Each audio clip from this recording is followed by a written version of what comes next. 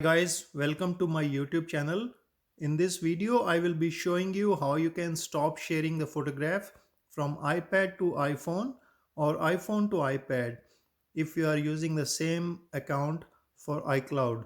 So what you have to do is I can show you the problem first and then how you can stop that. So now these photographs are coming from my iPad.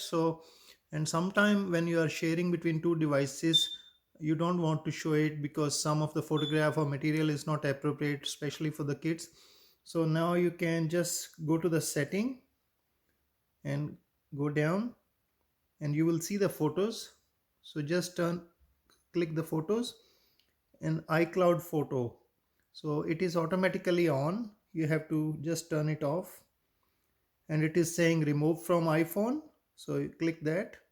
So again asking remove from iPhone. So you click that. So now iCloud, auto iCloud is turning off. So now if you go to photographs again, so there is no photo. Hopefully you like this video and please don't forget to subscribe to my YouTube channel. Thank you.